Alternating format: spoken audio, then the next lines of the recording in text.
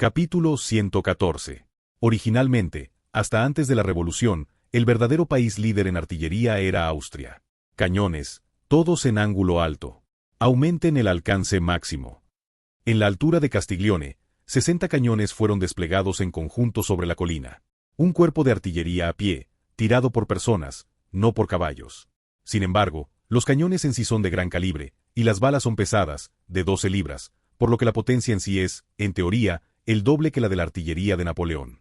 Además, los artilleros son todos nuevos reclutas, pero tienen experiencia en combate en el frente oriental. Los artilleros que han luchado contra el Imperio Otomano Turco son precisamente estos. Mientras el cuerpo de artillería elevaba el ángulo de disparo, Klenau corrió hacia el subcomandante Davidovich y le informó: «Rosselmini está luchando bien. Es una lástima tener que sacrificar a un soldado con tanta determinación. No hay otra opción». Mirando hacia la dirección sureste de la Baja Castiglione, Klenau apretó los dientes. El mariscal ha tomado una decisión ideal. Un sacrificio de un regimiento, una elección para salvar a todo el ejército de 30.000 hombres. El maestro de la huida, Rosselmini, no se está retirando y está luchando ahora mismo. Precisamente para contrarrestar la carga de bayoneta del general Laharpe.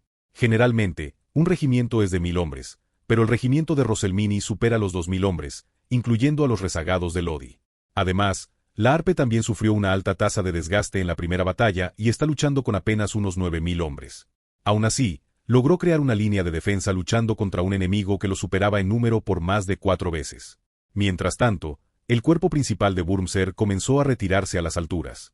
Ahora es el momento de preparar el contraataque.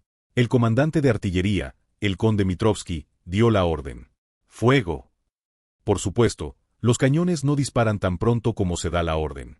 La artillería austriaca, que prioriza la precisión sobre la velocidad, encendió la mecha solo después de que se dio la orden. Es un aspecto completamente diferente al de la artillería de Marmont, que ya completa la carga antes de que se dé la orden de disparo. La quietud es el orgullo de la artillería austriaca. De repente, las balas de cañón fueron disparadas hacia el cielo en un ángulo alto. Hay 3 formas en que se lleva a cabo el bombardeo: fuego plano, fuego directo y fuego curvo. Aquí, los cañones portátiles a pequeña escala que disparan en ángulo recto se llaman morteros. El ejército austriaco preparó cañones de gran calibre en lugar de morteros. Por lo tanto, eligieron el fuego curvo como una forma de asegurar el alcance máximo. 60 cañones dispararon balas de cañón al mismo tiempo hacia el cielo.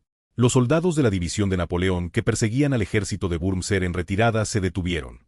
Las balas de cañón llovieron entre el cuerpo de ejército de Wurmser y el cuerpo de ejército de Napoleón. Un muro de fuego. Incluso Wurmser, que no se excita fácilmente, apretó los puños con fuerza. «Lo tenemos». Wurmser se giró hacia Davidovich y rugió. «Su avance se ha detenido. Como se esperaba, nuestra diosa de los cañones es poderosa. Ahora es el momento de barrer a todos los enemigos con fuego continuo».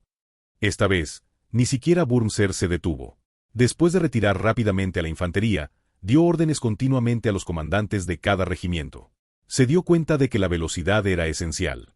Revisen la cantidad de pólvora y confirmen la cantidad de balas de cañón. Además, seleccionen mensajeros. De repente, la mirada de Wurmser se dirigió al nuevo ayudante, el mayor Radetzky. «Radetzky, ve con los mensajeros». Radetzky, que estaba escribiendo apresuradamente las órdenes de Wurmser en un papel con una pluma, se detuvo. «¿Qué quiere decir? Yo también lucharé hasta el final». «¿Crees que la huida es un pecado?» «Por supuesto. La deserción y la huida ante el enemigo son crímenes capitales. Yo, aunque estoy seguro de que no he huido, el resultado es el mismo». Sin embargo, Wurmser negó con la cabeza con firmeza. «Entonces, demuestra tu habilidad para sobrevivir hoy y lava ese pecado. Tu misión es traer a Albinzi, que está marchando hacia el este del lago de Garda. El lago de Garda tiene 52 kilómetros de norte a sur y 18 kilómetros de este a oeste. Nadie sabe hasta dónde ha llegado Albinzi. Sobre todo, en un terreno llano, la velocidad de marcha de la infantería está limitada a 20 kilómetros por día. El cuerpo de Albinzi se dirige de norte a sur de los Alpes. Durante la movilización en la montaña, la ubicación es incierta. Wurmser solo escuchó la noticia de que Albinzi había llegado cerca del lago de Garda. Es por eso que se tomó 3 días. Pero si se encuentra con el mensajero, es obvio que Albinzi correrá aún más rápido. Radetzky, que hasta ahora no conocía el secreto de la operación, abrió mucho los ojos. «El general Albinzi viene». Wurmser asintió pesadamente. Así es. Entonces, no podemos acabar con esos tipos. Depende de cuándo los traigas aquí. Mirando las bocas de los cañones del cuerpo principal de Napoleón que brillaban en las tierras bajas debajo de la colina, Wurmser chasqueó la lengua. Albinzi es astuto, pero no tan rápido como los franceses. Existe la preocupación de que se pierda si no encuentra el lugar de combate exacto. Por lo tanto, el mensajero es importante. De hecho, hay una batalla que fue derrotada debido a la falta de selección de ubicación en la historia original. Nada menos que Waterloo. En Waterloo, Soult, el jefe de personal de Napoleón, envió solo un mensajero. Como resultado, las tropas de apoyo no llegaron y Napoleón tuvo que perder en la historia original. Wurmser, como un anciano general, no comete tales errores. En cambio, debido a que es demasiado lento, se encontró con Napoleón en este Castiglione. Wurmser golpeó el hombro de Radetzky. «Corre, mayor Radetzky, y trae a Albinzi ante mí». Radetzky gritó mientras montaba a caballo. «Sí, definitivamente lo traeré». Liderados por Radetzky, 50 mensajeros salieron corriendo. Wurmser se giró mientras observaba a los mensajeros desaparecer más allá de la colina. Ahora, en lugar de ser glamorosos, se ven generales cuyos uniformes están llenos de polvo. Son los subordinados de Wurmser que derrotaron a Moreau en Baviera. De repente, la mirada de Wurmser se dirigió a Bahar, originario de Hungría. Como los mensajeros se han ido, tenemos que resistir al menos 3 días. Bahar. Sí, mariscal. Rosselmini pronto será penetrado. Bloquea la línea. Muéstrales a esos la fuerza de la infantería Grenz. El mejor comandante de la unidad de infantería Grenz, Bahar, brilló con los ojos. Les mostraré la verdadera lucha individual. Al momento siguiente, la unidad de infantería Grenz saltó al frente. En este momento, Napoleón también está ansioso. Si estos enemigos suben a las alturas, no será fácil romper. Con una cara aún tranquila, el jefe de personal Berthier dijo: «Es sentido común en los asuntos militares que las alturas son más ventajosas para la batalla que las tierras bajas. Si no hay agua, se aislará, pero ahora las alturas están más cerca del lago de Garda». Inesperadamente, el lado de Wurmser, que había formado una línea defensiva en las alturas, tenía una ventaja en la obtención de agua. Es una fase en la que el atacante debe apresurarse aún más. Esa es la situación de Napoleón. Napoleón frunció el ceño y le preguntó a Berthier: «¿Es difícil el avance de la artillería a caballo?» «Sí. No tenemos el ángulo ni la distancia. Está completamente fuera de alcance. Es una lástima que la unidad de la Arpe no esté aquí. Dejaron todos los cañones». De nuevo, Berthier, que estaba observando el sureste, la dirección de la Arpe, con un telescopio, negó con la cabeza. Incluso si trajeran la batería, parece imposible luchar. La división de la Arpe estaba luchando contra todo el ejército de Wurmser al principio, la lucha a muerte de Rosselmini en el medio, y ahora está luchando contra la infantería Grenz. Ciertamente, el número es más de 8 veces mayor en el lado de la Arpe. Pero, de hecho, a diferencia del Coraje, los soldados bajo el mando de la Arpe no estaban muy bien entrenados. Después de todo, son reclutas y esta expedición es su primera experiencia de guerra. Si se trata de un tiroteo, no importa, pero en el combate cuerpo a cuerpo, son menos hábiles que la experimentada infantería austriaca. Por lo tanto, apenas logran sujetar y derrotar al enemigo. Es evidente que ni siquiera se preocuparon por la artillería y corrieron. Napoleón, que estaba apretando los dientes, miró esta vez al noroeste y vio al comandante de la guardia, el general Dalmagne. «¿Qué está haciendo Augereau? Envíen un mensajero. Díganle al ejército que avance». «Sí, comandante, es imposible. El lugar donde se encuentran las tropas austriacas es una altura, y si la división de Augereau avanza, es probable que se convierta en carne de cañón». «Lo sé, pero está demasiado lejos». Napoleón blandió su bastón de mando y gritó: «Tenemos que entrar cuando llegue el momento decisivo. Díganle que venga de inmediato». Dalmagne abrió mucho los ojos. En este momento, no importa cómo se mire, es difícil ganar. Es obvio que entrarán en un estado de estancamiento similar a un asedio. ¿Está viendo el comandante algo más? ¿Momento decisivo? ¿Qué quiere decir, comandante? Dalmagne, ¿no ves que Berthier está tranquilo ahora? ¿Por qué esa oca está tan tranquila? ¿Comió algo malo hoy? Bueno, no sé. El menú de esta mañana era... En el momento en que el torpe Dalmagne estaba a punto de responder a las palabras de su superior, Napoleón gritó: «Se supone que Massena y Eugene vendrán. Definitivamente, a la hora que yo quiero». Así que está tranquilo, ¿no es así? Ahora que lo pienso, Berthier está muy tranquilo. No es que simplemente tenga los nervios de acero, eso es seguro. Tenía algo en lo que confiaba. Pero Dalmagne era un general valiente, pero no podía pensar fuera de lo común. Ah, comandante. Eso es algo que nadie puede garantizar. Vamos, Dalmagne. ¿No confías en tu comandante? No, sí confío, pero... Es una maniobra muy difícil para las tropas dispersas volver a reunirse. Las palabras de Dalmagne no están equivocadas en absoluto. Incluso el ejército austriaco lo es. El plan que Wurmser ha establecido ahora es una estrategia para reunir a las unidades militares dispersas que han avanzado en un solo lugar. En cierto sentido, es similar a las tácticas de Napoleón. Pero al igual que Wurmser, la división de Napoleón también es difícil de reagrupar. No hay equipos de comunicación, el terreno es extranjero y la velocidad de marcha de cada unidad no es constante. Aunque la Harpe y Augereau vinieron, no hay garantía de que Massena y Eugene también vengan. Pero Napoleón se burló. De ninguna manera. De repente, Napoleón brilló con los ojos y blandió su bastón de mando. Otros generales pueden no ser capaces. Os, Moreau, incluso ese Wurmser allí. Pero yo puedo. Os de Flandes, Moreau del Rin y Wurmser, el enemigo frente a él. Competidores y adversarios que llenan la cabeza de Napoleón.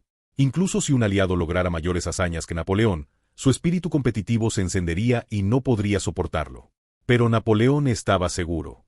Cualquiera de los generales que acaba de mencionar podría ser incapaz, pero Napoleón es capaz de traer al ejército deseado al lugar deseado a la hora deseada. Porque todo fue calculado. ¿Qué? A la persona que dirige. Porque envié al jefe de división, al jefe de caballería y a mi hijo que pueden hacer eso. Sí. No, comandante. El campo de batalla es dinámico. Puede cambiar en cualquier momento. Si no eres alguien que pueda soportar esos cambios, no puedes montar las olas del campo de batalla que cambian sin cesar. Pero... Napoleón, con una mirada ardiente, fijó sus ojos en las alturas donde estaba Austria, más allá de eso. Lo que envié a la retaguardia de esos tipos es a Massena, Lannes y Eugene. Esos tipos definitivamente vendrán cuando yo quiera. Incluso si se establece un plan en unidades de un día en lugar de unidades de segundos, el plan a menudo se convierte en papelera. Especialmente si la batalla ya ha comenzado. Pero Napoleón creía en una cosa que trascendía las limitaciones de la tecnología de comunicación.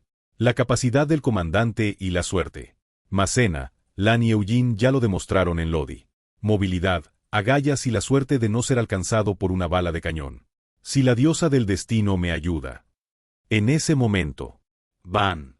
En el momento en que escuchó el sonido de la artillería que resonaba suavemente, la alegría apareció en el rostro de Napoleón. Mira, ese sonido. Claramente, Marmont tampoco estaba disparando, ni tampoco el ejército austriaco. Un sonido de artillería completamente diferente resonaba. Hasta ese momento, Wurmser no sabía nada. Van. Incluso si tienes los oídos sordos, puedes escuchar el sonido de la artillería. Wurmser cerró los ojos y escuchó el sonido de la artillería, y sonreía. También había confirmado la cantidad de balas de cañón y pólvora, por lo que lo único que quedaba era verter balas de cañón sobre el enemigo a un nivel apropiado. El sonido del cañón es muy emocionante. De alguna manera, parece que se escucha extrañamente cerca. ¿Quizás también te has quedado sordo? Cuida tus oídos. Es muy triste quedarse sordo en la vejez. Justo cuando Wurmser estaba a punto de decirle una palabra a su ayudante principal, el coronel Klenau. El sonido es demasiado cercano. Esto es, en absoluto. Justo cuando Wurmser estaba a punto de abrir mucho los ojos con sorpresa y girar la cabeza. Este lugar es una altura ubicada al sur del lago de Garda y al norte del pueblo de Castiglione. Eso significa que hay tierras bajas nuevamente cerca del lago. También hay un camino que conduce desde el lago hasta las alturas. Hasta ahora, si hubiera un ejército que viniera por ese camino, naturalmente pensaría que es el ejército de Albinzi. Pero aún no han pasado ni 3 días, ni siquiera mediodía, y un ejército está llegando. El subcomandante Davidovich movió los labios a un lado. Mariscal, ahora desde la retaguardia. Tengo ojos. Davidovich. Albinzi, no será, tal vez, imposible. Wurmser miró fijamente a la caballería que se acercaba mientras levantaba polvo. Ese es Albinzi marchando a través de las montañas. No hay forma de que haya traído una caballería tan grande de esa manera, ya que es difícil cruzar los Alpes a caballo. En un instante, Wurmser gritó: «¡Húsares!». ¿Dónde están los húsares? Schwartz, te necesito. El coronel Klenau intentó salir corriendo, pero informó urgentemente de nuevo. Aún no, Schwartz no ha regresado hasta aquí. Está atado adelante. Maldita sea, es Augereau. Sí. ¿Qué hacemos? Esa es precisamente la verdadera razón por la que Augereau no se movió. La división de Augereau está bloqueando el frente de la caballería de húsares de Schwartz. Si retroceden, están listos para correr y disparar. Si están preparados para sacrificarse, no hay razón para que no puedan retirarse, pero Schwartz no pudo tomar una decisión porque se preocupaba por los miembros de su regimiento. La mayoría de los comandantes de regimiento austriacos tienen sus propios regimientos como posesiones. Schwartz también es así. Ahorrar el regimiento como si fuera una propiedad reveló este problema en la fase de batalla. Pero Wurmser aún no se rindió. Preparen la formación de cuadro de infantería. Dejen el frente a bajar. Todas las demás unidades prepárense para el ataque por la retaguardia. La infantería Grenz de Bajar se dispersó en forma de escaramuza y ya está cargando hacia adelante, directamente hacia la dirección del cuerpo principal de Napoleón. Así que lo que queda es el cuerpo principal austriaco bajo el mando de Wurmser. Wurmser decidió girar todo el resto del cuerpo principal hacia la retaguardia y enfrentarse a él. En ese momento, la caballería enemiga se acercó al frente de la retaguardia. Tadadak. Aún no, en el rango de tiro, el líder de la caballería gritó: «Granaderos a caballo, lancen». En ese momento, un ataque completamente inesperado cubrió el frente del cuerpo principal de Wurmser. Wurmser parpadeó. Como si un avión de papel volara, las granadas flotan en el aire y caen. No hay ningún ruido de combustión. Simplemente, como si estuvieran arrojando piedras, es silencioso. Por un momento, el suelo y las granadas voladoras chocaron. ¡Van! Las granadas voladoras de Eugene golpearon el cuerpo principal de Wurmser, la primera línea, junto con la explosión de la cápsula de mercurio fulminante que salió disparada. Capítulo 115. La maniobra sobre Desarrieres. Un golpe de maniobra por la retaguardia. En el futuro, los historiadores militares llamarían a esta simple maniobra de esta manera: la magia de Napoleón. En este momento, incluso el propio Napoleón estaba seguro. Contemplen. Esta es mi magia. Napoleón rugió mientras arrojaba su costoso catalejo. Finalmente, Eugene había llegado, y probablemente también Lanz y Massena. Cuando Duroc se apresuró a atrapar el catalejo, Napoleón miró a su alrededor. El excitado Napoleón gritó: «Vamos, mira. Junot. Debe estar en la zona alta. Probablemente esté cabalgando con el general Eugene. Vaya. Marmont, Duroc, o al menos Hippolyte. ¿Qué? ¿No hay nadie? ¿Mis ayudantes?» Berthier. Los ayudantes principales del Club Napoleón, de aquella noche del Fructidor en París. Ahora no hay nadie. Por supuesto, no es que no haya asistentes o soldados de guardia, pero todos los confidentes con quienes Napoleón podría compartir su alegría están en el frente. El único que está a su lado es Berthier, quien permanece muy sereno. Napoleón gritó enfurecido: «Necesitaré reclutar nuevos ayudantes. No hay nadie cuando se les necesita».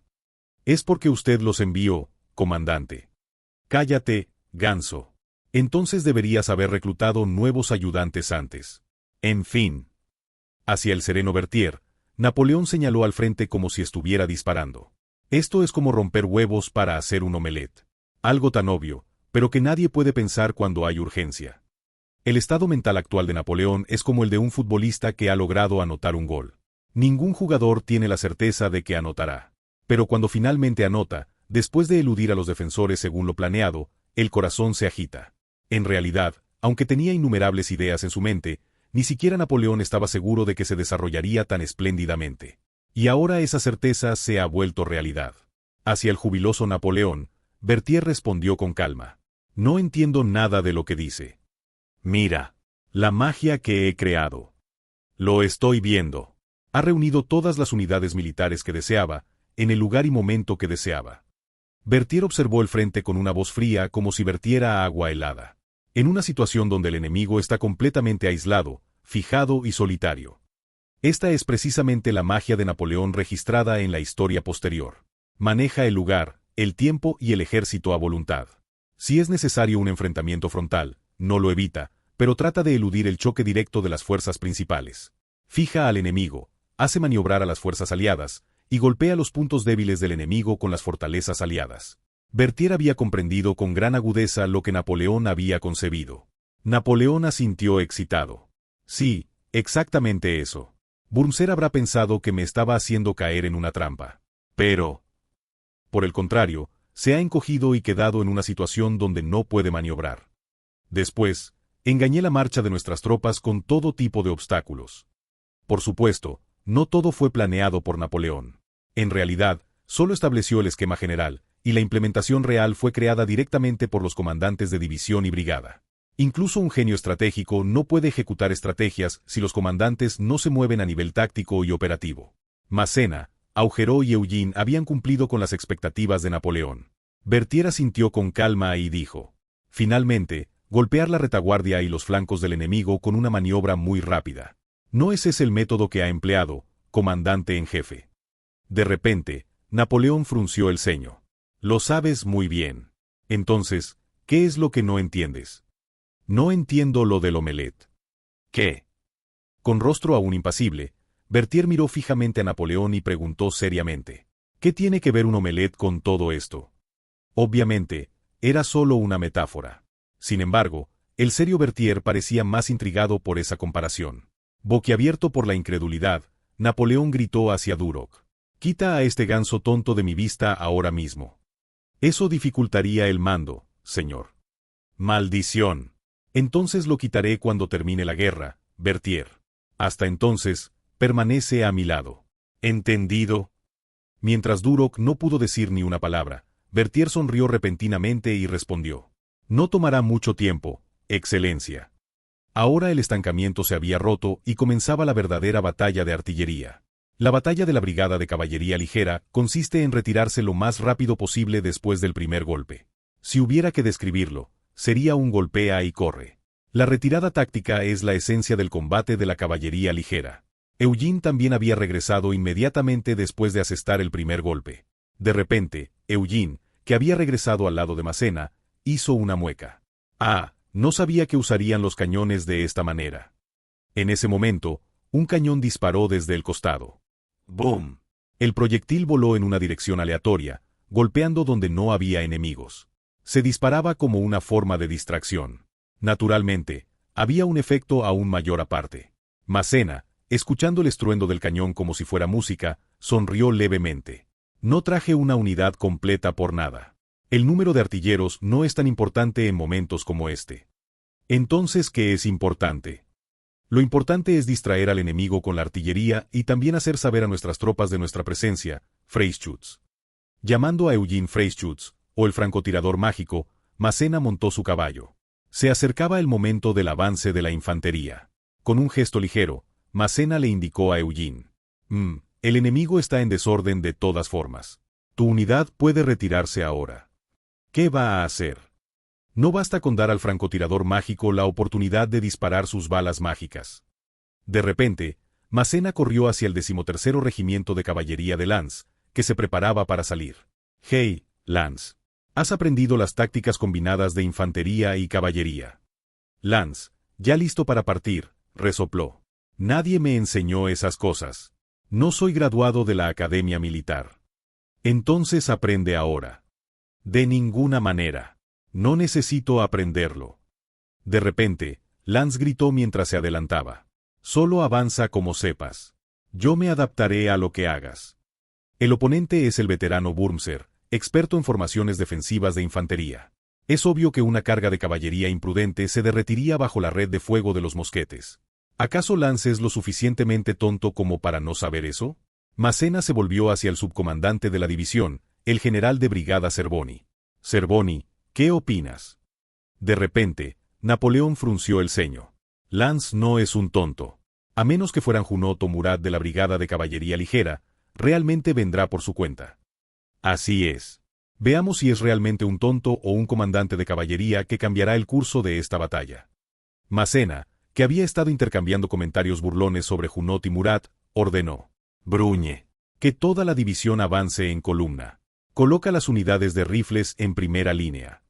El comandante de campo, el general de brigada Bruñe, organizó las tropas bajo las órdenes de Massena. Vamos, guerreros de la revolución. Derrotemos la opresión del imperio. Cuando el ardiente republicano general Bruñe rugió, los soldados que no habían podido luchar hasta entonces respondieron con un grito. ¡Wow! La división de Massena, de unos 10.000 hombres, comenzó a avanzar en formación de columna. Cada batallón avanza en columna de 3 filas. Cuando entren en el alcance de los mosquetes enemigos, esta formación se derretirá fácilmente bajo la red de fuego. A pesar de estar prácticamente rodeadas, las tropas austriacas mantenían un mando sereno. Comenzaban a formar líneas horizontales por regimiento. Zerboni, cabalgando, informó a Massena. Nos acercamos al alcance de tiro. Massena blandió su bastón de mando. Conversión a línea. Abran fuego. En ese momento, ocurrió algo increíble desde la perspectiva austriaca. Los soldados que venían en columna, es decir verticalmente, se detuvieron.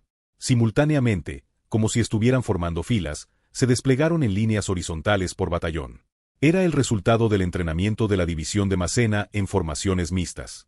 Los que estaban en primera línea portaban sin duda rifles Ferguson de retrocarga con sistema de tornillo. No estaban en el alcance efectivo. Pero cuando comenzaron a disparar como intimidación, las líneas austriacas se tambalearon. Aunque no estaban a 80 metros, la distancia letal, estaban dentro de los 200 metros donde las balas podían llegar. Cuando aumentó el número de soldados alcanzados por las balas perdidas, la formación se distorsionó aún más. Zerboni informó sobre la situación. La formación enemiga se tambalea. Massena sonrió enigmáticamente mientras encendía un cigarrillo. Bien, Lanz. Es ahora. ¿Qué te parece? Como si hubiera escuchado las palabras de Massena, la caballería surgió desde el flanco. Era la caballería que originalmente había partido antes que Massena. Sin embargo, habían maniobrado deliberadamente para sincronizar su tiempo. El momento en que la infantería se enfrentaba y dispersaba la formación enemiga. Zerboni exclamó mientras observaba a Lanz avanzar. Penetración por las esquinas. Incluso en una era donde la formación defensiva de infantería era la mejor forma de defensa, la caballería tenía sus métodos. Apuntar a las esquinas, los huecos en el cuadrado. Es el punto donde la formación defensiva de infantería es más vulnerable al golpe de la caballería. Massena también silbó y preguntó. Es textbook. Ese tipo, ¿cómo lo hace tan bien sin haber ido a la academia militar? Creo que usted tampoco fue, general. Yo soy un caso excepcional. Zerboni, que reía con incredulidad, miró a Massena y asintió. Parece que ese general también es un caso excepcional. Lanz, el hombre que recibía estos extraños elogios de Massena y Zerboni, gritó mientras azotaba su caballo. Corran, idiotas de Gascuña. Si hoy no hacemos pedazos a esos montañeses de los Alpes, todos irán al pozo de estiércol. La caballería originaria de Gascuña, en el suroeste de Francia, cabalgó al unísono. De entrada, por supuesto, están las pistolas. Toda la caballería apuntó sus cañones hacia el frente. ¡Van! Se desató un tiroteo como si fuera un enfrentamiento mutuo.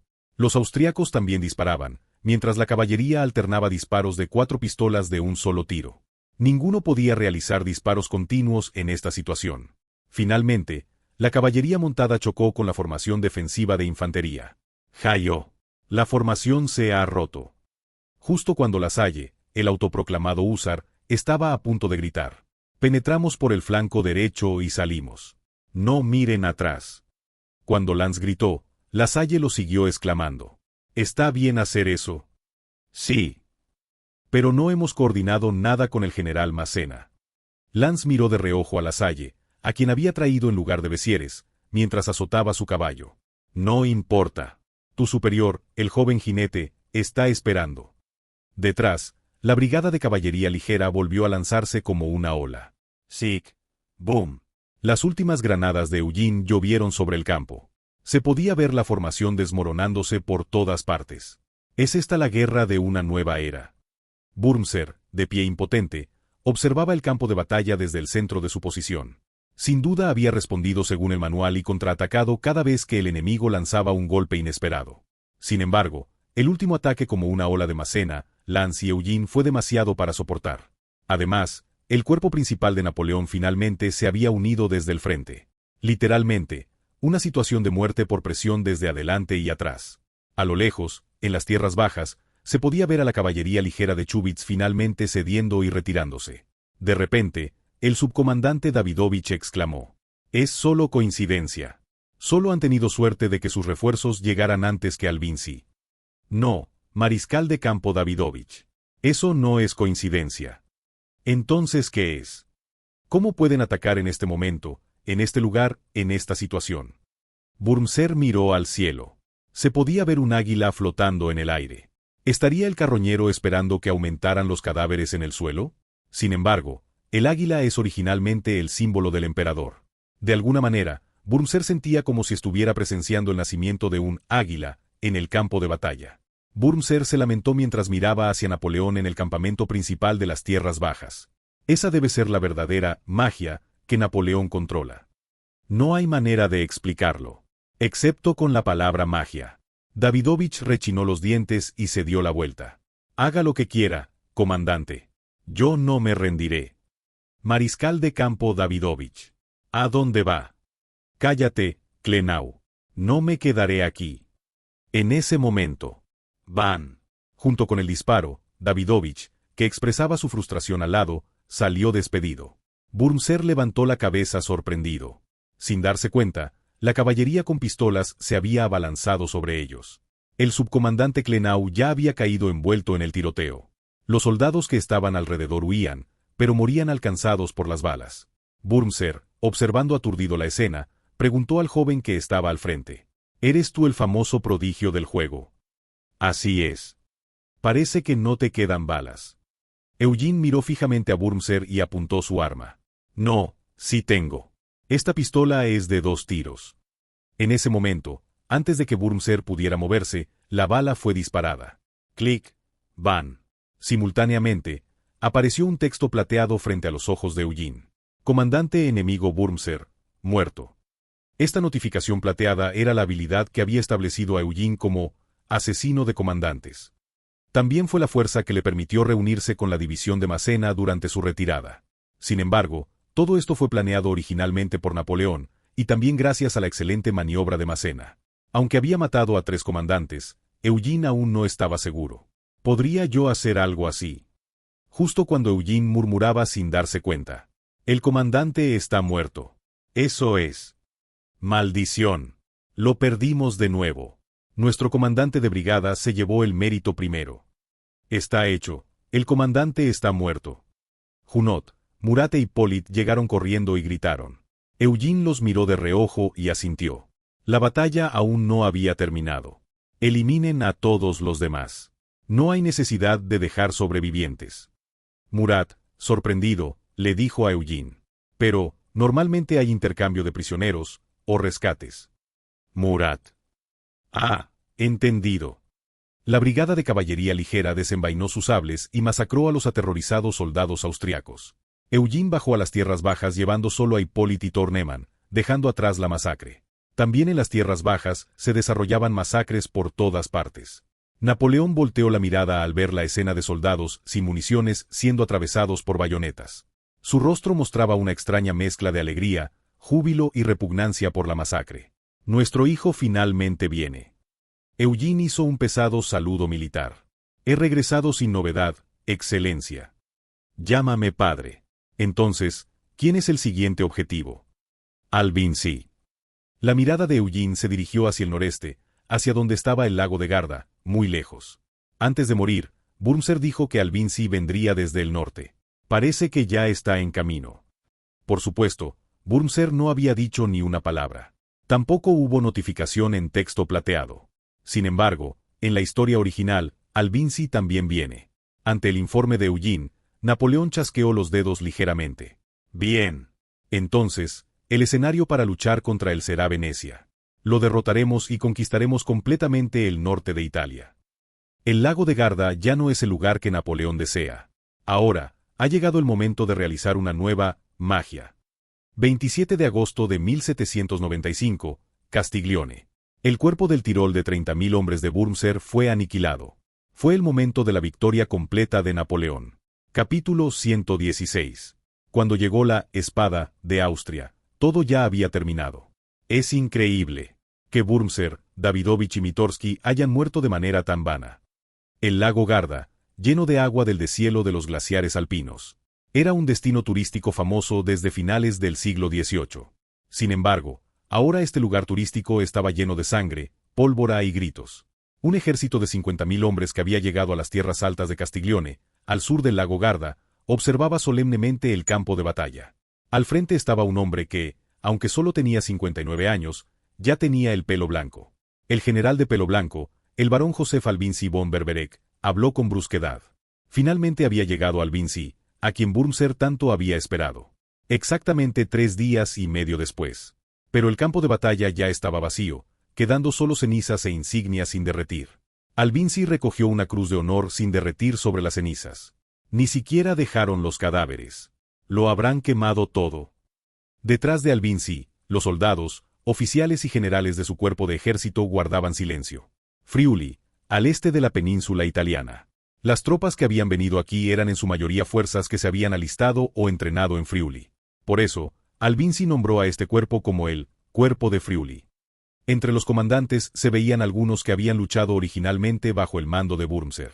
El comandante de caballería Husar Chubitz, el general de infantería Rosselmini y el mayor Radetzky, que había ido como mensajero.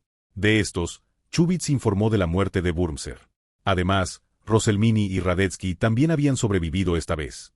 Pero sobrevivir no era motivo solo de alegría. De repente, Radetzky, derramando lágrimas, protestó. El mariscal Wurmser dio lo mejor de sí. Lo sé. También sé que ese viejo sordo era un hombre capaz. Pero fue impotente ante el ataque bárbaro de los franceses. Debemos vengarlo. En ese momento, Albinzi respondió fríamente. Eres joven, mayor. ¿Qué tal, barón Laudon? No tienes nada que decir como su contemporáneo. Johann Ludwig von Laudon, el sobrino del mariscal Laudon, el famoso escudo de Austria durante la Guerra de los 7 años. Ante la muerte de Wurmser, quien se había convertido en el escudo del imperio, el general de 28 años, Laudon, se relamió los labios. Por supuesto, no es que no entendiera los sentimientos de Radetzky. Pero la guerra no se hace solo con sentimientos. Laudon, quien se había convertido en general temprano por ser noble, miró a Radetzky y le dijo con calma. Es difícil, mayor Radetzky. ¿Cree que podríamos ganar si marcháramos ahora mismo hacia Milán? Por eso mismo debemos enfrentarnos al enemigo. ¿Vamos a perseguir al enemigo sin saber dónde está? Vinimos siguiendo sus indicaciones, y el enemigo no está. Radetzky apretó los dientes. Era frustrante, pero Laudon no se equivocaba. Parecía mentira que hace solo 3 días se hubiera librado aquí una batalla entre grandes ejércitos. Ni siquiera quedaba un solo rezagado en los alrededores. Sin embargo, si Laudon hubiera visto al enemigo directamente, no habría hablado tan a la ligera. Y más aún si hubiera luchado junto a los soldados que murieron en Castiglione. El frío general noble, Albinzi, por supuesto, no se molestó en considerar los sentimientos de Radetzky. Albinzi miró fríamente a su ayudante, el jefe de Estado Mayor Franz von Weyrother. Joseph Franz Canto de Irles es el mariscal de campo, comandante de la guarnición de Mantua. Sí, comandante en jefe. Por ahora está defendiendo bien Mantua. Sin embargo, no ha enviado apoyo. Por esto necesitábamos a Wurmser. Canto es muy terco. Y además es mayor que yo.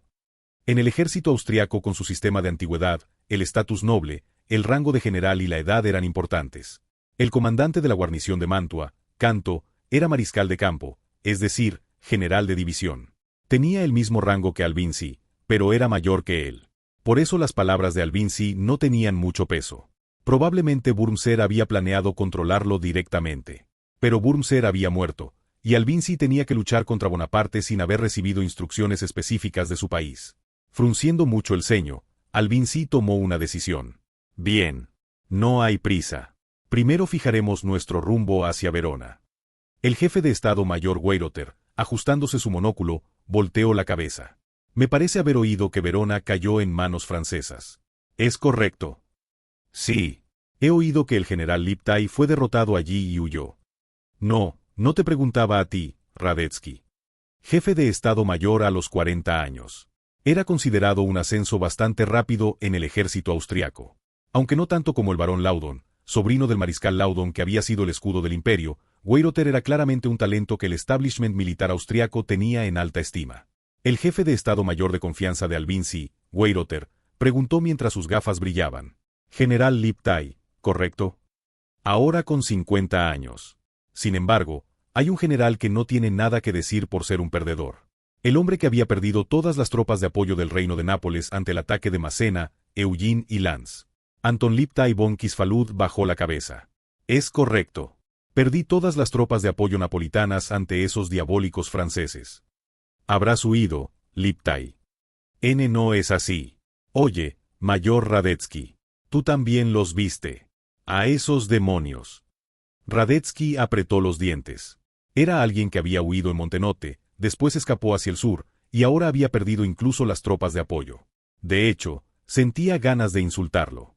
Sin embargo, si solo se miran los resultados, no era muy diferente de Radetzky. Conteniendo apenas su ira, Radetzky asintió. No está equivocado. Son demonios. Pero Albinzi todavía respondió fríamente. Entonces es aún más importante asegurar las líneas de suministro. Primero iremos a Verona. Y, por si acaso, envíen un mensajero a Mantua. Como mensajero, ese compañero sería bueno. Radetzky parpadeó. El bastón de mando de Albinzi lo señalaba. Hasta hace un momento claramente había un ambiente de reproche, pero ahora le confiaba otra vez la tarea de mensajero. En ese momento, Radetzky, enfurecido, exclamó: Comandante en jefe, quiero luchar. No ser mensajero. Es insubordinación. Eso. La insubordinación es un delito grave en el ejército. Más aún en el ejército austriaco, regido por una estricta jerarquía. Pero Albinzi, quien parecía que iba a ordenar un castigo físico en cualquier momento, chasqueó la lengua. Pero no puedo simplemente enviar a un compañero que ha venido corriendo evitando el ataque enemigo. Te lo explicaré. De hecho, Albinzi tenía una alta opinión de Radetzky. ¿Cuál crees que es la fortaleza del ejército de nuestro Sacro Imperio Romano? Pues la disciplina estricta y la lealtad a su majestad imperial. No digas tonterías. La fortaleza de nuestro ejército es la logística. Y el cuerpo de oficiales que sabe cómo asegurarla. Albinzi miró detrás de él. Adolf Brabeck, Philipp von Dannenfeld, Friedrich Xavier von Hohenzollern-Hechingen.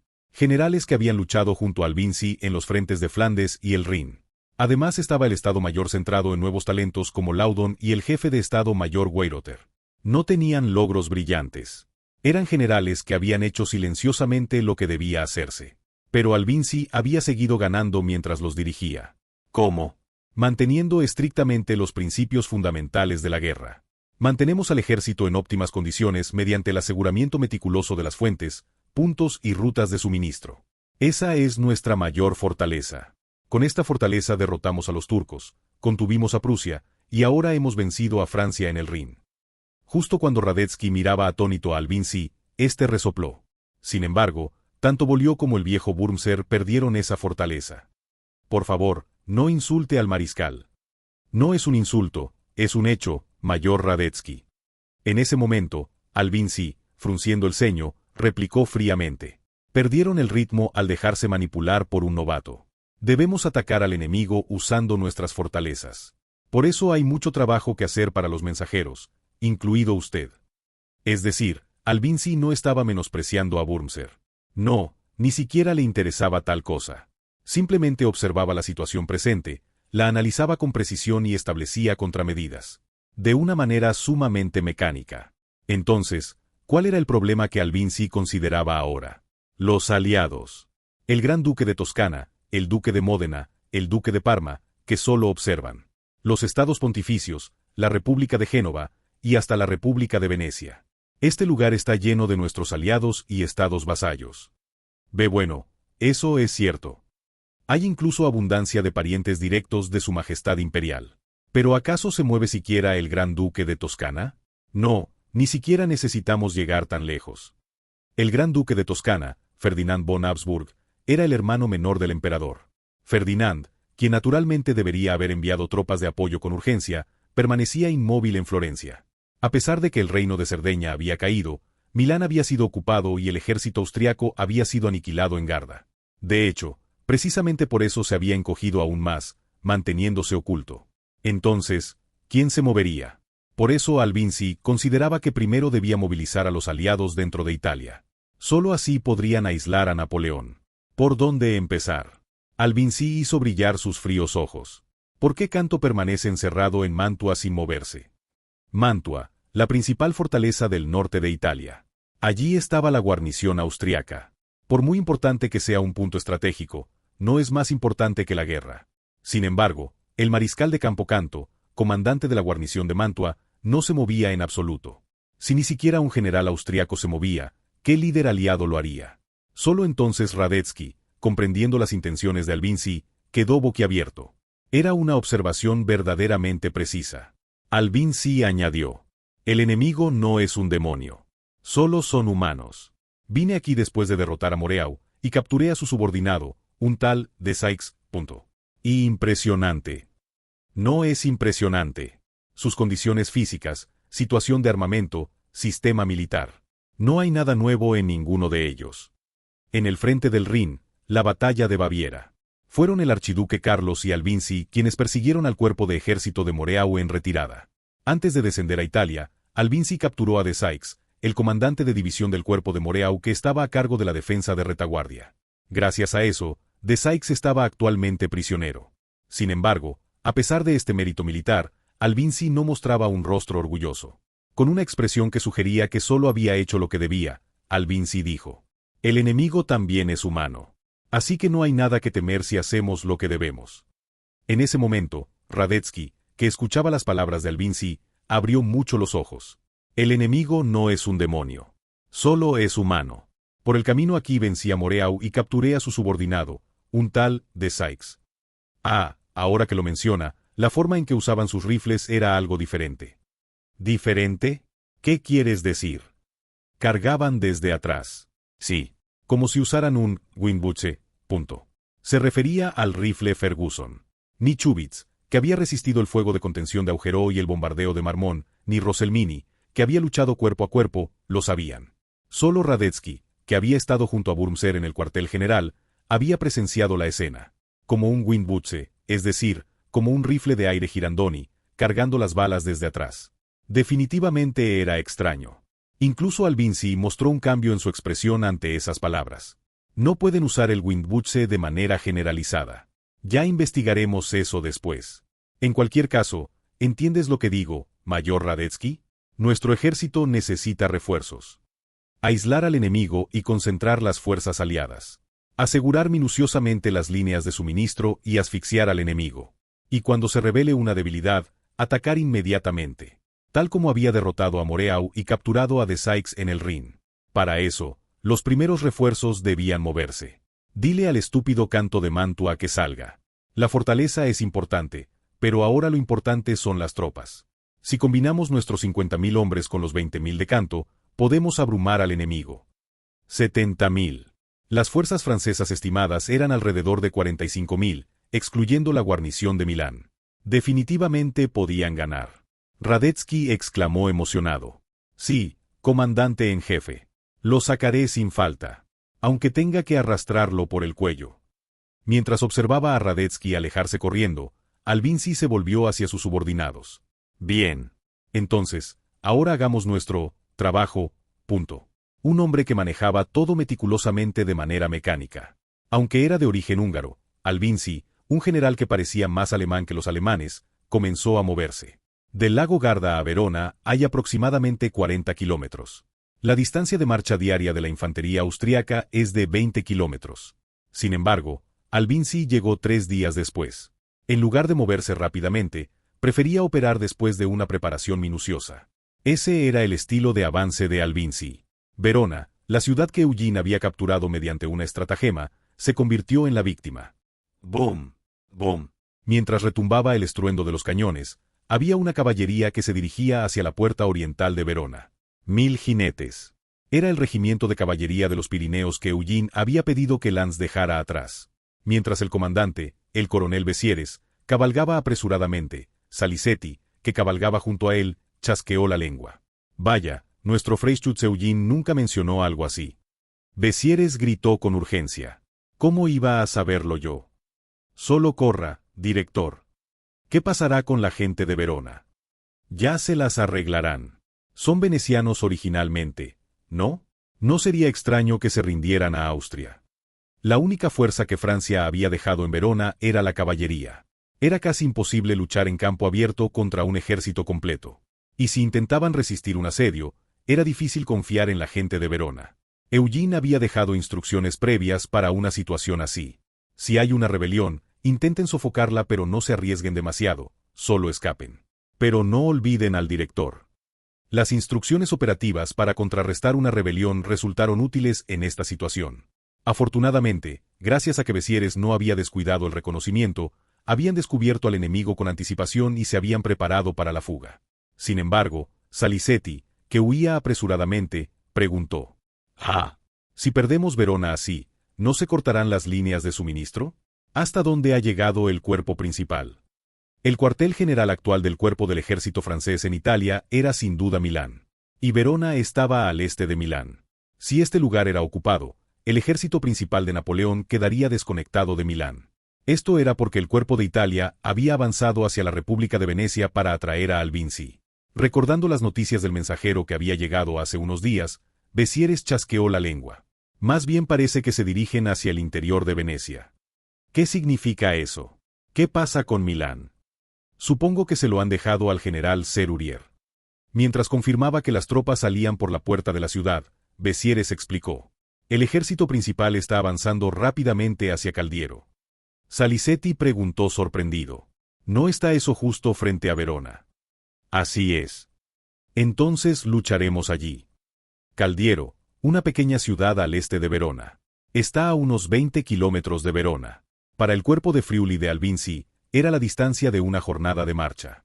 Para la velocidad del cuerpo italiano de Napoleón, era mediodía. ¿Dedicaría Albinzi un día a perseguirlos? Bessieres respondió mientras espoleaba su caballo: eso dependerá del carácter del comandante enemigo. Arre. Los 1000 jinetes siguieron su ejemplo y escaparon de Verona. Simultáneamente se escuchaban los impactos del bombardeo contra las murallas de Verona. ¡Boom! 7 días después de que Francia ocupara Verona. En apenas una semana, Verona volvía a ser reconquistada por el ejército austriaco. Era la primera vez que incluso Albinzi experimentaba tomar una fortaleza en menos de un día. Un asedio verdaderamente sin resistencia. Si todos los asedios fueran así, ya habría conquistado Constantinopla. Albinzi entró en Verona con rostro frío y tono sarcástico. Era Albinzi, quien había luchado contra el ejército turco y dirigido el asedio de Belgrado. Aunque era una era donde la artillería dominaba el campo de batalla, los asedios seguían siendo difíciles. Verona tenía sus propias murallas y fortalezas, por lo que si hubieran decidido resistir, no habría sido fácil. Pero no solo el ejército francés, sino que incluso los veroneses se habían rendido sin resistencia. Era una muestra de cuán impotente se había vuelto la milenaria República de Venecia. En ese momento, un hombre que había salido para rendirse respondió ante Albinzi. El general Wurmser lo dijo: que él no defiende. Ese tal Napoleón. Era Francesco Battaglia, el excomandante de la milicia de Verona. Albinzi, mirando de reojo a Battaglia, se acarició el mentón. No obsesionarse con ocupar puntos estratégicos, ni tampoco con defenderlos. Coincidía con el carácter de Napoleón según los informes enviados al Consejo de Guerra austriaco. Una táctica ideal. ¿Cuán fácil sería avanzar si solo hubiera que luchar? Pero así no se puede mantener la moral. Por eso ellos saquean. ¿Qué? Cuando Albinzi alzó las cejas, Battaglia explicó en detalle: extraen dinero de los ricos de la ciudad. El Palacio Real de Cerdeña ya ha sido saqueado. Dicen que las obras de arte de todas partes van a París. La razón principal para defender puntos estratégicos en la guerra es por las líneas de suministro. Pero Napoleón no se obsesiona con los suministros. En consecuencia, se pudo establecer una táctica de no defender y buscar al enemigo principal para luchar. Sin embargo, el saqueo naturalmente empeora el sentimiento público en los territorios ocupados. El culto y frío general mecánico de Austria, Albinzi, resopló: ¡qué bárbaros! Algo que solo se veía en la Edad Media. Entonces también saquearán Venecia. Es posible, Weyrother. ¿Dónde están exactamente esos franceses? Eres el comandante de la milicia, ¿dijiste? Albinzi, que conversaba ligeramente con Weyrother del monóculo, se volvió de nuevo hacia Battaglia. Battaglia tragó saliva. Un nuevo conquistador había llegado. Para proteger esta ciudad y su gente, Battaglia debía actuar lo mejor posible. Sí, soy Francesco Battaglia. Los franceses están actualmente en dirección a Caldiero. En lugar de resistir, optó por rendirse con flexibilidad. Juzgó que no podría ganar aunque luchara. Gracias a eso, los ciudadanos ciertamente no fueron saqueados, violados ni asesinados. Pero, ¿fue esta la elección correcta? Quizás, al final, ¿se convertiría en una crisis para Venecia? Battaglia aún no tenía respuesta a esa pregunta. Por supuesto, a Albinzi, que no tenía interés en las preocupaciones de Battaglia, solo miraba el mapa que desplegó su ayudante Weyrother. Caldiero. Está justo enfrente según el mapa. ¿Qué quiere hacer? ¿Enviamos una vanguardia? No. Albinzi respondió al jefe de Estado Mayor Weyrother. Esta vez Canto también saldrá. Hasta entonces, nosotros tampoco nos movemos. Asegúrense de garantizar las líneas de suministro. Ah, sí. No se lanza a buscar al enemigo. En cambio, se aferra rigurosamente a los principios de la guerra de finales del siglo XVIII. Asegurar refuerzos, abastecer suministros y verificar las rutas de abastecimiento. Albinzi, mientras consideraba tranquilamente lo que debía hacerse, se volvió hacia Battaglia. Debo enviar un mensajero al gobierno veneciano. Comandante de la milicia Battaglia, ¿qué tal? ¿Lo harías? Battaglia apretó los dientes. Era un noble veneciano y comandante de la milicia de Verona. No había razón para ser tratado como mensajero cuando ni siquiera era subordinado de Albinzi. Sin embargo, Battaglia asintió. Ese debía ser el precio que el perdedor tenía que pagar. Entendido, general.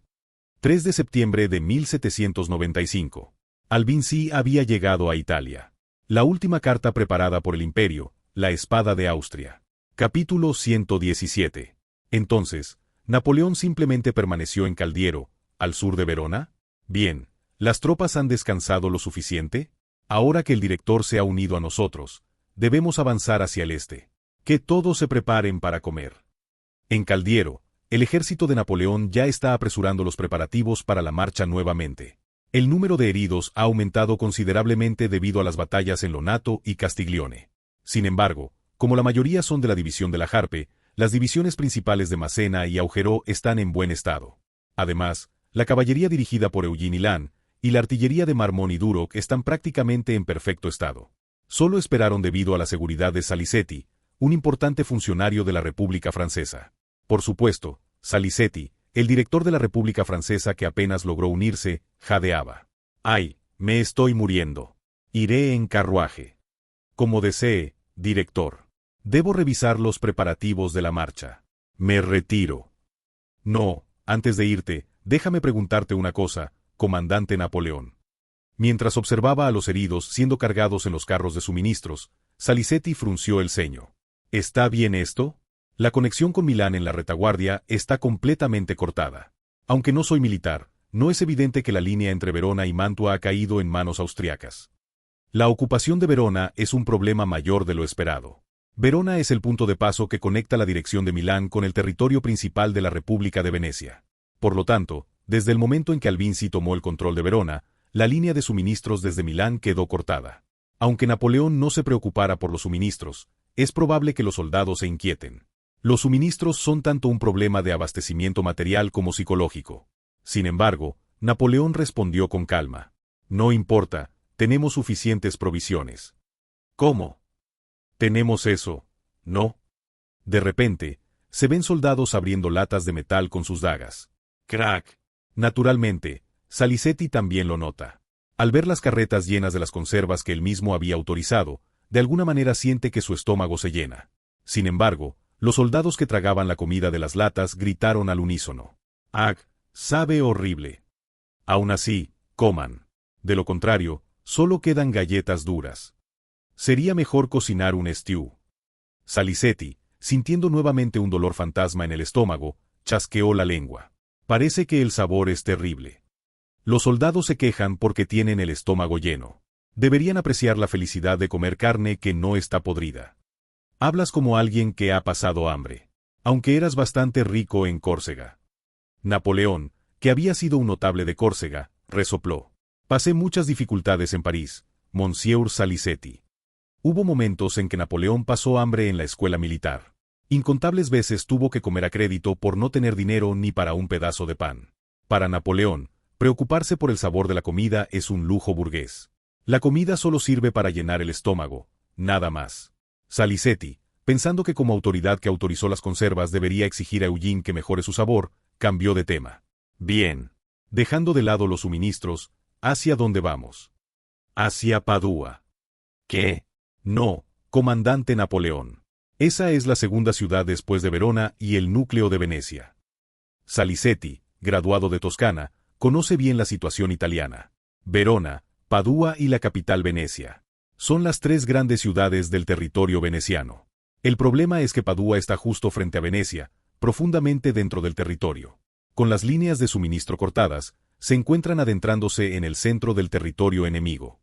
Incluso para alguien sin conocimientos militares, es una operación extremadamente peligrosa. Sin embargo, Napoleón seguía imperturbable.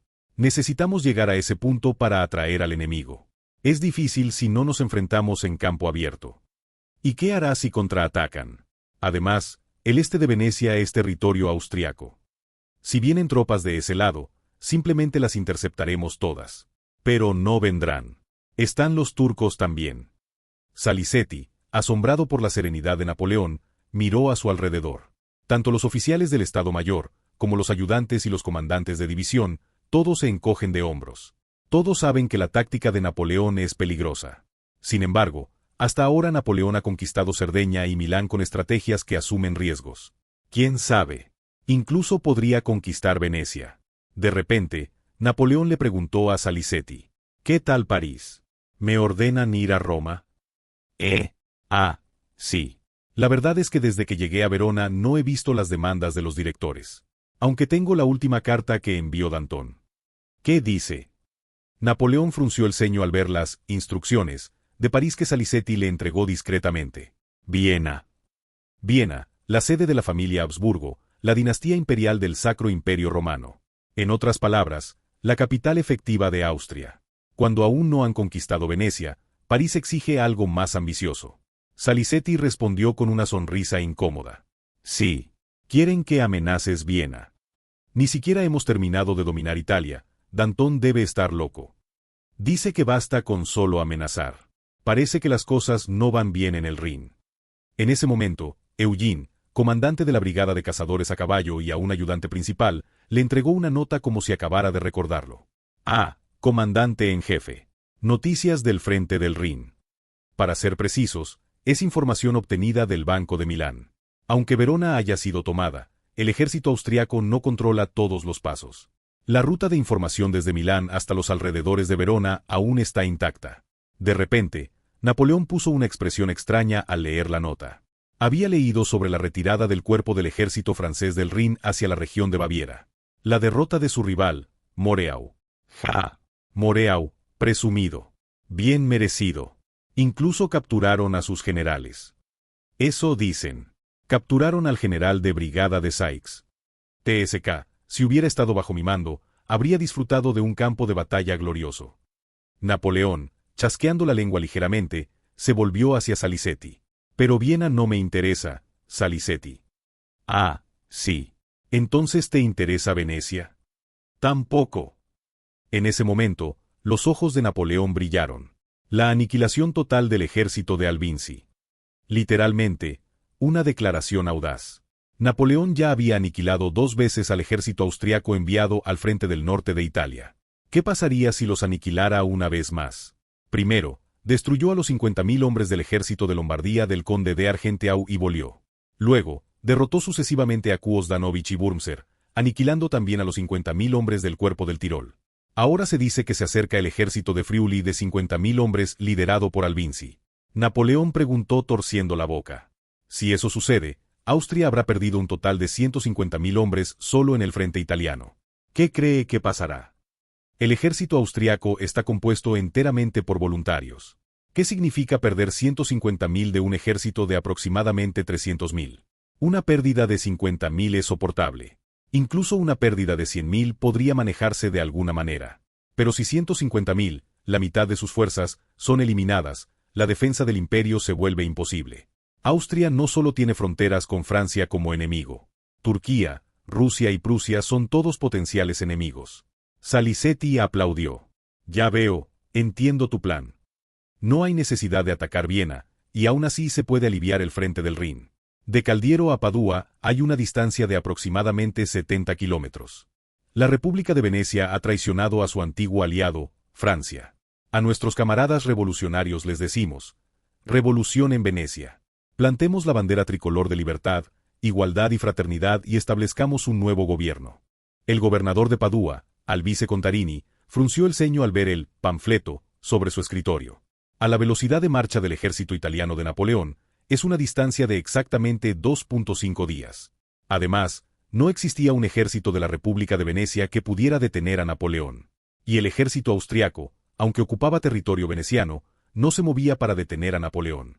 Gracias a eso, Napoleón llegó a Padua como si fuera tierra de nadie.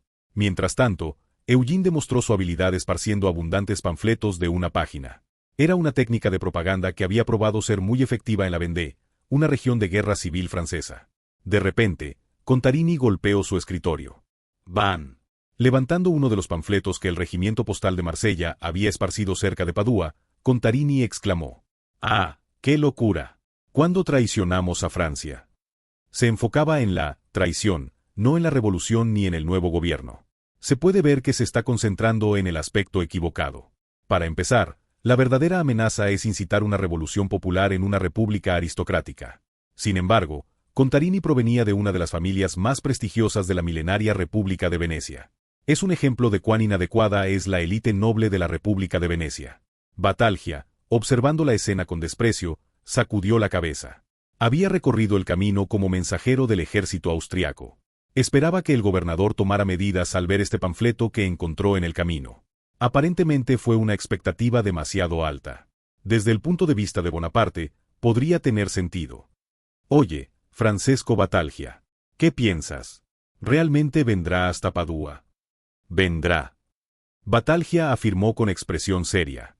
Milán, Bérgamo, Verona, todas han sido aplastadas por Bonaparte. Padua no será diferente. A menos que tuviéramos un ejército de 30.000 hombres. Como comandante de la milicia de Verona, Batalgia había presenciado el ataque veloz del ejército francés. Aunque abrieron las puertas debido a las amenazas, nunca se arrepintió. Porque poco después, Batalgia también se enteró de que Lannes y Eugene, quienes ocuparon Verona, habían derrotado a Wurmser. ¿Qué hubiera pasado si el ejército principal de Napoleón se hubiera dirigido a Verona en lugar de Wurmser? Aunque el resultado entre Wurmser y Napoleón habría sido incierto, Verona habría sido definitivamente conquistada.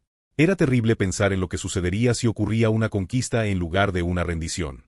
El ejército francés no está compuesto por caballeros. Las noticias de masacres, violaciones y saqueos que cometieron contra sus propios ciudadanos durante la guerra civil son bien conocidas en Venecia.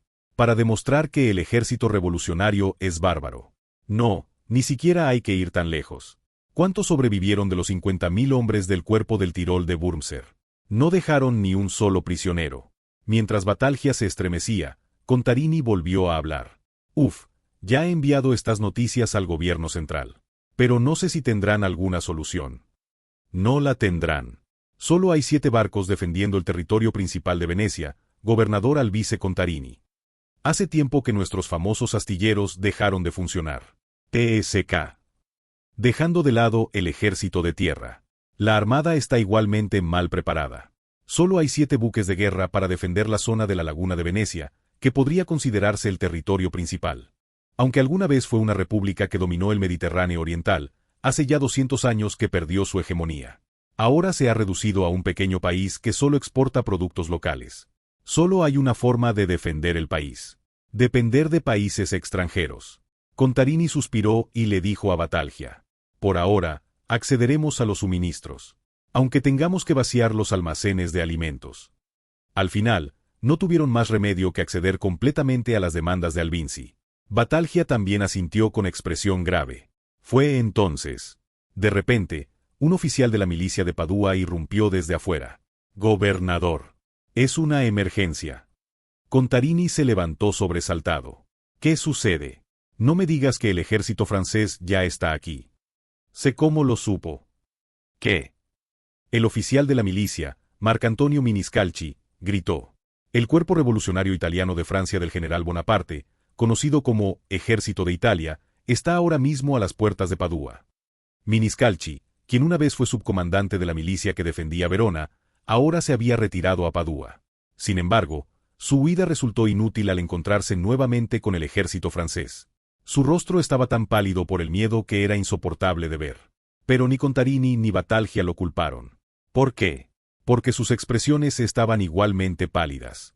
Batalgia agarró a Miniscalchi y gritó: ¿qué pasó con Vicenza? Para llegar a Padua desde la dirección de Verona, hay que pasar por la ciudad de Vicenza. Batalha pensaba que al menos podrían ganar el tiempo que le tomaría a Francia ocupar Vicenza.